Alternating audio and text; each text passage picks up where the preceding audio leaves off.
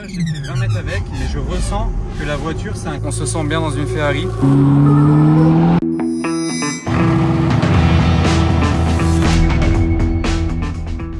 Hello everybody, this is Fipe. On se retrouve de nouveau chez mon partenaire Excelcar à côté de Perpignan, l'un des plus gros revendeurs automobiles de France. Regardez un petit peu le parc auto. Là franchement c'est qu'une infime partie du parc auto qui leur appartient. Et je suis aujourd'hui accompagné de Romain que vous avez déjà rencontré la dernière fois. Et il a été rejoint dans l'équipe par Paul. Enchanté les gars. Donc là le plan du jour, on va partir avec ces deux belles voitures là qui sont d'ailleurs je crois protégées pour l'occasion. Non, on sort des voitures que protégées pour aller faire ce genre d'essai là, c'est ça Paul? C'est pour ça qu'on t'a eu demandé et que pour la surprise qu'on a voulu te faire avec la Portofino, on s'est occupé de faire un PPF entier à l'avant parce qu'on ne peut pas se permettre autrement de rouler des voitures du stock qui sont quasiment neuves et risquer qu'il y ait des gravillons au niveau de la peinture. Ouais. Et ouais c'est ça, parce qu'ils m'ont prévenu qu'on allait rouler la MC20 aujourd'hui, mais je savais pas qu'on partirait en convoi avec une autre italienne. Je vous invite à aller follow mon Instagram et l'Instagram de Excelcar aussi. Je vous ai déjà organisé un concours il y a pas longtemps avec eux en partenariat et on va en organiser un tout nouveau là, et d'ici quelques semaines même ils vont créer une chaîne YouTube.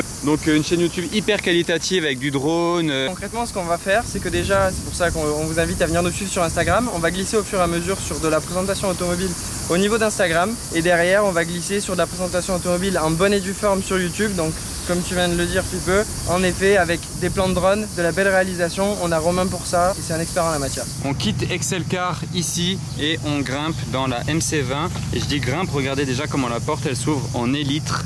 C'est hyper imposant, hyper impressionnant. Je vous ferai mieux voir la voiture après, hein. Donc là on va juste déjà partir sur un lieu très sympa.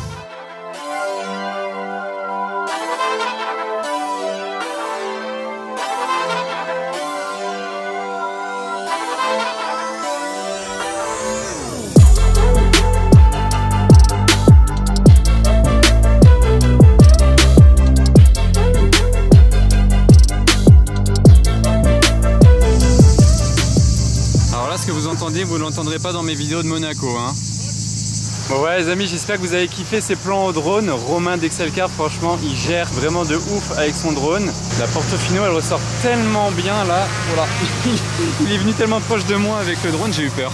La Ferrari pour madame, la Maserati pour monsieur, ou l'inverse. Deux italiennes mais vraiment différentes l'une de l'autre. Deux âmes différentes, deux idéologies différentes. La Portofino nous laisse place à la MC20.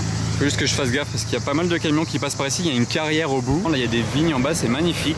Alors, ce qu'il faut savoir avec la MC20, c'est qu'elle est très large. Elle fait 1,97 m exactement de large. Et pour ne rien arranger, les portes, regardez comme elles sont imposantes et comme elles partent sur le côté encore. Donc, ça impose énormément quand vous arrivez quelque part et que vous ouvrez les portes. Le fameux trident Maserati, bien gros, qui trône bien à l'avant. Franchement, c'est bien sympa qu'il l'ait fait aussi gros dans la calandre. Au final, il ressort énormément. Regardez ça, comment il ressort bien. Écriture MC20 sur la portière ici. Et on va pas tarder à partir au volant de la MC20. Je sais pas laquelle je vais conduire en premier, mais je vais conduire les deux. Je vous disais que ça impose de l'avant, mais de l'arrière, c'est pareil, hein. C'est énorme. Regardez par exemple de ce 3/4 arrière là. C'est vraiment imposant. Et en noir, j'aime vraiment beaucoup, surtout avec ces jantes là et étriers rouges. Ça lui va super bien. On retrouve également le trident ici sur le côté de la voiture et le moteur qui est en position centrale arrière, bien basse, comme sur la SF90. En fait, il y a une raison que le moteur il soit si bas à l'arrière, hein. J'ai pas le terme en tête, mais c'est pour quand vous prenez les virages, etc. Ça répartit bien les poids et la gravité. Un petit détail à noter aussi, c'est que la voiture n'a pas de spoiler ou d'aileron. Même pas rentré à l'intérieur, hein. Il ne peut pas se lever. Là, ici, c'est fixe. C'est très massif comme ça. Et en parlant de massif, regardez cette porte en carbone forgé. Carbone forgé, cuir, Alcantara sur pique rouge. Là, le seuil de porte, il est vraiment immense. Regardez, il est presque, ouais, il est plus grand que ma main. C'est vraiment très large. Et là, petit détail, j'aime bien cette plaque MC20, très grande, très belle. Et donc voilà, je l'ai pas précisé, mais c'est une Portofino M. C'est la version facelift de la Portofino. Il y a très peu de différence. Il faut vraiment être adepte de l'automobile pour remarquer la différence entre les deux. Ça se joue vraiment au pare-choc, aux jantes. Et d'ailleurs, la couleur, si vous demandez le nom, vous pouvez regarder tout simplement la liste d'options qui est située dans le coffre des Portofino. La plaque ici, dans chaque Ferrari en fait vous avez la plaque avec les options et comme ça on peut même voir le nom de la couleur et c'est un bleu Tour de France sur l'extérieur et à l'intérieur c'est du Extra Range. Les logos Ferrari sur le côté. Il y a une option assez sympa, c'est l'écran passager ou encore la caméra 360. Ça c'est la fameuse option de l'écran passager ici, on l'allumera juste après. Et d'ailleurs vous voyez bien que c'est une Portofino M, c'est rappelé ici. Elle fait 620 chevaux d'ailleurs, alors que la MC20 fait 630 chevaux. Et franchement oui, cet intérieur est magnifique et il va tellement bien avec le bleu Tour de France. Qu'est-ce que vous en pensez de cette configuration? Elle est hyper classe. Et les fameux logos en option, vous avez trois solutions. Soit vous mettez pas de logo, soit vous mettez les écussons comme ça qui sont incrustés dans l'aile de la voiture. Et vous pouvez aussi avoir cet écusson là peint sur l'aile. Donc dans ces cas-là, elle sera pas creusée l'aile. Donc il y a les trois solutions là, dites-moi ce que vous préférez. Bon, finalement je vais commencer par monter à bord de la MC20 et après on prendra la Portofino. C'est parti pour la balade. Oh, alors c'est le premier tour de roue. Déjà j'ai fait 20 mètres avec, mais je ressens que la voiture c'est un kart. C'est parti. C'est parti.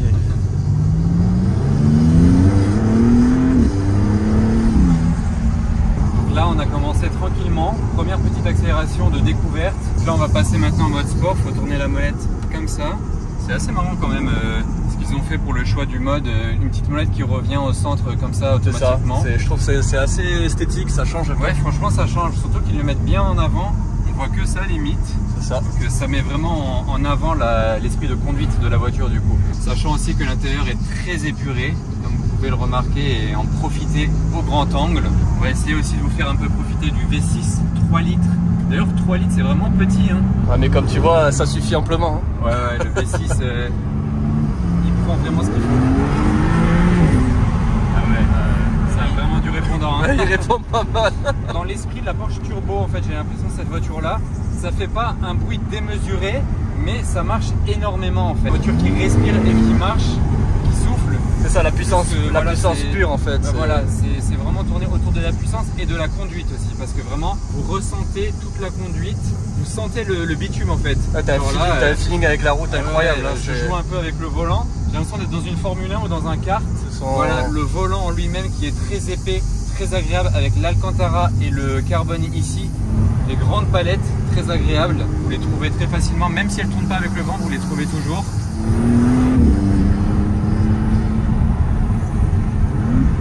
On a fait un petit arrêt pour faire demi-tour, on va en profiter pour voir ce que donne la caméra de recul, très grande, très facile d'utilisation. Moi j'ai une petite question pour toi, Philippe. Tu préfères la caméra de recul ici ou le rétroviseur en caméra? Justement, ça c'est ce que j'allais dire. On a deux écrans en fait pour voir derrière nous. Donc ça c'est que quand on est en marche arrière. Le rétroviseur intérieur c'est une caméra. Sur l'arrière de la voiture ils ont mis la petite caméra assez discrètement. Et constamment il y a un écran allumé ici qui vous fait office de rétroviseur intérieur, parce que sinon la vue est totalement bouchée, c'est impossible de voir et comme ça vous voyez à chaque problème sa solution. C'est assez novateur quand même. Ouais, hein. c'est même troublant même au début. Je pense qu'il faut s'y faire. Si vous achetez cette voiture là pendant les premiers jours vous allez être un peu troublé, mais regardez la qualité de l'écran avec la Ferrari qui nous suit. En tout cas c'est de la haute définition et on a une très bonne visibilité. Un petit détail aussi assez sympa avec les modes différents de conduite comme je vous disais. Là c'est en mode GT normal, donc il ressemble à ça l'écran. Vous voyez les tours minutes même il s'affiche pas tant qu'on n'y est pas. Ensuite je vais le passer en mode sport ici. Tac, maintenant les tours minutes il s'affiche. Le compte tour est plus gros. Il y a la zone de rupteur à 8000 tours minutes. Et maintenant je vais vous le passer en mode Corsa. Donc ça c'est pour faire du circuit. Tac. Et voilà, là c'est totalement une autre interface. On va tester le 0 à 50. Ok, 20, 30, 45. 45. Allez. On avait encore une petite marge de 5 km/h. Mais le 0 à 100 c'est en 2 secondes 9. Bah, c'est digne des hypercars quand même, que certaines hypercars. Sous les 3 secondes, stratosphérique. Ça se défend. C'est ça, c'est stratosphérique. En fait c'est une navette spatiale la voiture. Elle a le look et la puissance. Vraiment elle se déplace comme une navette spatiale.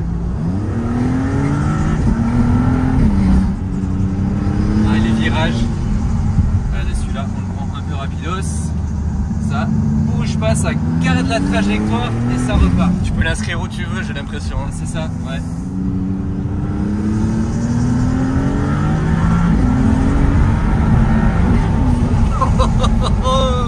Le décollage.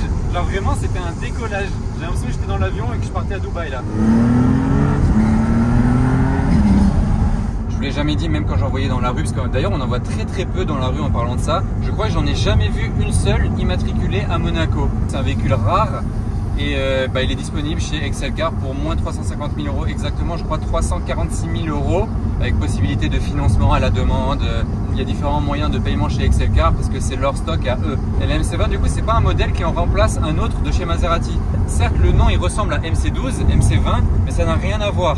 C'est un long capot si vous voulez, ok, c'est le seul point commun que les deux voitures elles auront. Ça n'a rien à voir avec la MC12, c'est pas non plus au niveau de la MC12, hein. Et c'est pas non plus la remplaçante de la Gran Turismo, Gran Turismo S. Ils ont une très bonne place au niveau du rapport poids-puissance parce que pour 630 chevaux, elle fait que 1475 kg.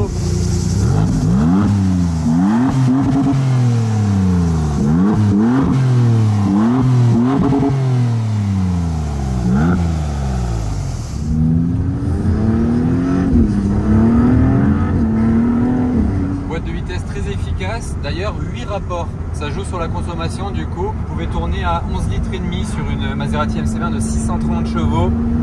Franchement, et c'est pas hybride hein. Ni électrique bien entendu.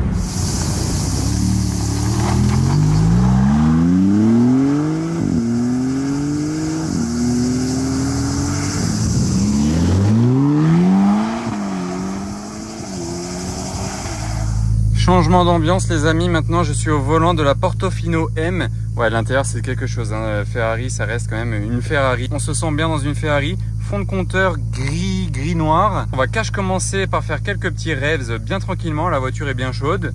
Comme ça on se met dans l'ambiance. Voilà, et maintenant on va pouvoir partir pour explorer les routes au volant de cette belle italienne. Je vais passer la caméra au copilote Paul. Un petit coup de palette, c'est aussi simple que ça, clignotant sur le volant, comme d'habitude chez Ferrari.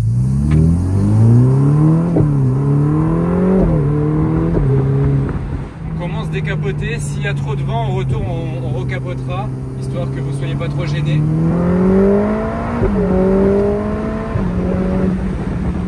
C'est vraiment un autre ressenti de conduite, vous voyez, c'est moins esprit de carte. Bon déjà là ça bip bip à cause de la ligne blanche, c'est beaucoup moins esprit de carte, c'est vraiment fait pour cruiser sur le bord de mer, moins esprit circuit en fait, course.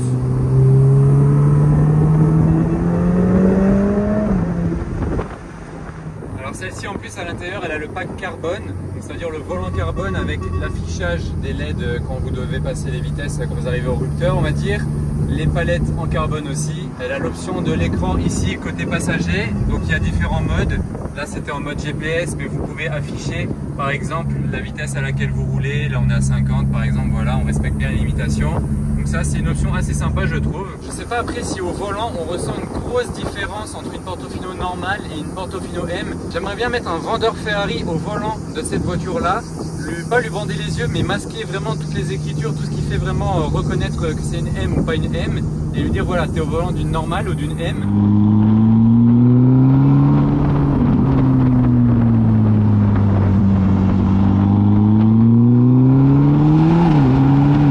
Un détail que j'aime bien aussi dans les Ferrari c'est les bouches d'aération pour la clim et le chauffage. Je trouve ça vraiment super bien designé, vous le bougez vraiment dans le sens que vous voulez. Ça rend bien, aussi l'écran il est énorme dans la Portofino M, très facile d'utilisation, mais ils ont quand même pas tout mis en tactile donc c'est bien. Ils ont laissé la climatisation avec des vrais boutons, il n'y a aucun commodo, tout est sur le volant, donc très bonne expérience de conduite.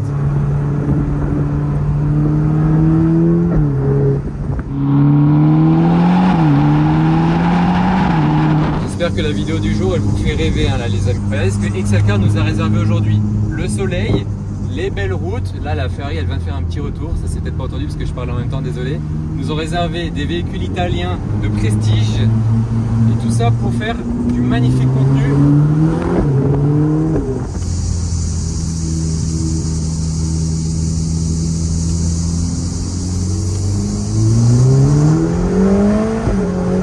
Bon bah Paul, merci beaucoup pour l'accueil encore une fois, c'était super aujourd'hui. Je pense qu'on s'est régalé tous les deux sur les routes des montagnes.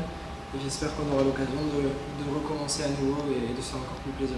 Ouais, franchement moi aussi j'espère. Dites-nous en commentaire d'ailleurs si ça vous intéresse qu'on refasse des vidéos ici. Quelle vidéo, quel genre de vidéo, parce que regardez tout ce qu'on a entre les mains. Tout ça on peut l'utiliser, donc donnez-nous des idées, des recommandations en commentaire. N'oubliez pas de vous abonner à mon Instagram et à leur Instagram et à mon YouTube. On espère que ça vous a bien plu. À très vite les amis, ciao.